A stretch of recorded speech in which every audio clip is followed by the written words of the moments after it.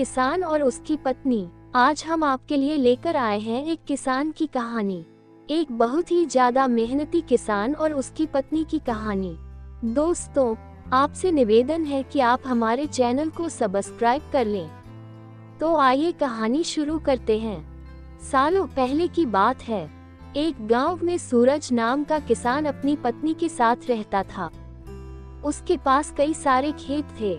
वह उनमें खूब मेहनत करता था। पूरे गांव के लोग भी कहते थे कि सूरज बहुत ज्यादा मेहनती है।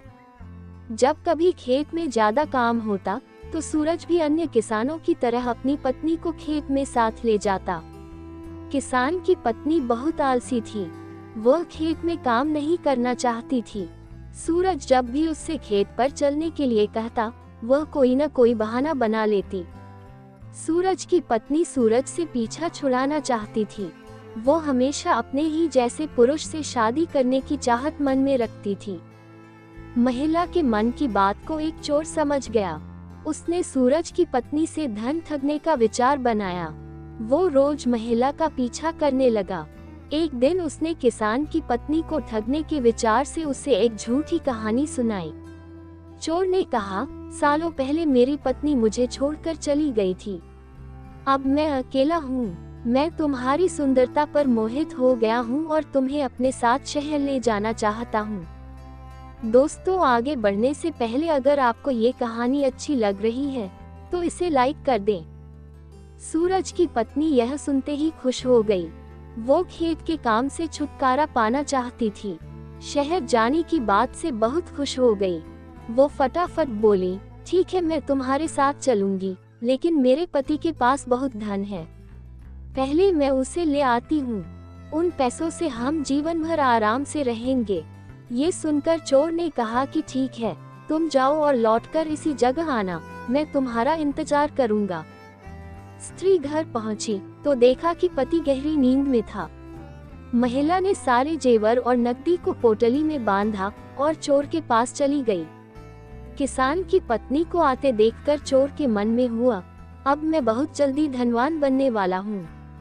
बस अब इस महिला से पीछा छुड़ाने की तरकीब निकालनी होगी। तभी किसान की पत्नी चोर के पास पहुंची। उसके पहुंचते ही दोनों दूसरे शहर की ओर निकल गए। कुछ दूर चलने के बाद रास्ते में एक नदी मिली। नदी को देखते ही चोर को एक तरकीब सूझ गई। वह महिला से बोला, देखो, नदी गहरी है, इसे मैं तुम्हें पार करवाऊंगा, लेकिन पहले मैं ये पोटली नदी के उस पार रखूंगा, फिर तुम्हें साथ ले जाऊंगा।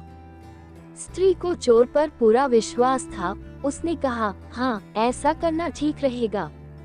फिर चोर ने कहा, देखो, तुमने भारी जेवर पहने हैं, ये जेवर भी तुम मुझे दे दो ताकि तुम्हें नदी पार करने में कोई बाधा न हो। ये सुनते ही किसान की पत्नी ने अपने सारे जेवर चोर को दे दिए। पोटली में बंधा धन और महिला के जेवर लेकर चोर नदी के पार चला गया। महिला उसके लौटने का इंतजार करती रही, लेकिन वो फिर कभी लौट कर नहीं आया। अब महिला को बहुत दुख हुआ और उसकी आंखों से आंसू बहने लगे, लेकिन पछतावे के लिए तब तक बहुत देर हो चुकी थी। उसका सारा पैसा और जेवर लेकर चोर जा चुका था। कहानी की सीख, धोखेबाजी का फल हमेशा बुरा ही होता है। व्यक्ति जैसा बोता है वैसा ही काटता है। इसलिए कहा जाता है कि हमेशा हर रिश्ते में ईमानदारी दिखानी चाहिए। दोस्तों, क्या किसान की पत्नी के साथ अच्छा हुआ? अगर हाँ तो कमेंट बॉक्स में लिखिए यस। इसी तरह की कहानियों के लिए हमारे चैनल को सब्सक्राइब कर लीजिए। धन्यवाद।